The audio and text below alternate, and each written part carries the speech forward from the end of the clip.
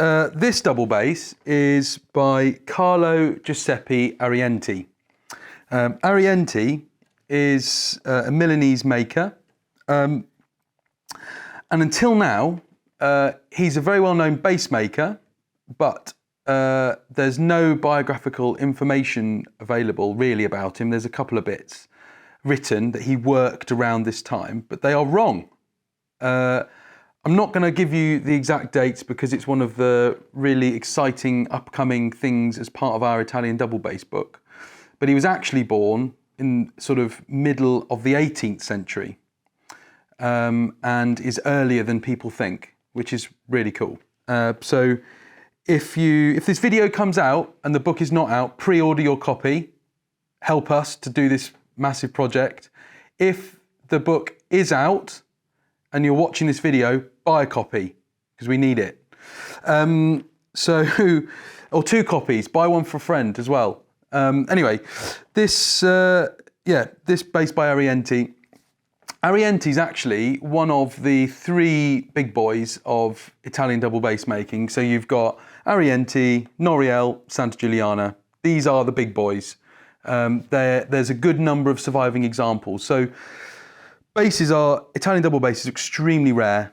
The further south you go, the more rare they get. It's not that they weren't made, it's just that they got woodworm, they got destroyed in wars, they got hot, dry. When they put more strings on them, they exploded. It was really, there's very, very few basses surviving. So like we have all of the big names of Italian making, there's like one bass. There could be like from the Amati family, for example, there's like, 1,000 violins, say, there's like one bass. Same with Bergonzi, there's like 3 basses. Like Montagnana, one bass. These guys they're really big names, but there is only one example of them and they're mostly violin makers. Arienti, there's like 10. So anybody that was making in the early 1800s or late 1700s, that has 10 surviving examples, made a lot of instruments, I would say in the hundreds. Same with Noriel and Santagiuliana. These things are really, they are the most valuable and the most important things for bass, because these guys were really bass makers in the same way that Panormo and Lott and Kennedy and these people are really important for bass too. In Italy, it was these guys.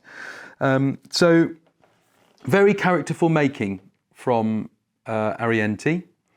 And I always look at the sound holes because they're a really big teller with instruments that, with basses more so than the shape, because the shapes will be similar and vary, but the sound holes usually in the head are usually the things that can really help you to know what a bass is.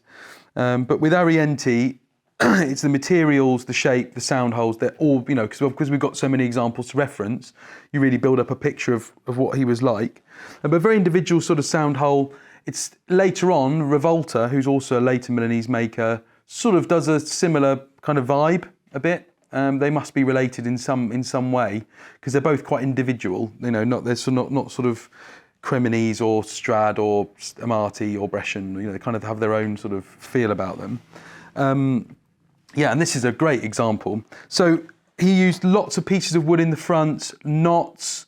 He really just used. You could have made a boat, a beam, or you could have set fire to it or whatever, or made a bass in Arienti's case. I think he worked very quickly. In his death records, this is a spoiler alert, in his death records, he was noted as a violin maker. So that's interesting, and I'll tell you why, because quite a lot of instrument makers for bass weren't actually known as violin makers, that they did it was their second job, or they like making stuff. So, they were down noted as a woodworker, but actually they made instruments. Whereas Arienti was noted when he died as a violin maker. So I think there would be lots of other instruments, violins, violas, cellos, that were made by him, which have just fallen into the, Testori workshop, including several basses. This one was also previously known as a Testori, but of course it's not, it's Arienti. So he really used like firewood for the front, very rough wood, which I think is lovely. It's got real character to it, full of knots, wavy grain, which at the time, looked like it looked, but now we love it. We love him for it. I think it's really good. Same, so the sides are usually walnut. This has got a little bit of flame in it, but we used walnut for the sides, and the back is usually poplar. Again, of varying parts. This has got an additional piece in the middle. They can be like 4 parts, several pieces, but usually deep ribs.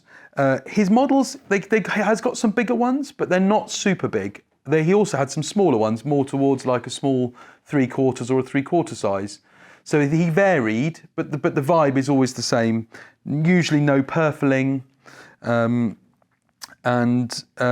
quite crudely finished, full of tool marks, which I love. I think it's really cool. Noriel was similar. Early Noriel was similar, quite rough in his making, but lovely now. Full of character. Head, very typical Milanese peg box. So wide here, sort of rolling down to a very wide piece at the bottom. This has actually got a very beautifully done head, quite a small volute on a peg box. It's very wide at the bottom. This is actually very nicely carved. Some of them can be very almost unfinished looking. This is a cracker. It's actually made of 3 pieces, but it's a beautiful, beautiful volute. Really, absolutely typical, classic Arienti. Yeah, it's a beautiful, beautiful example.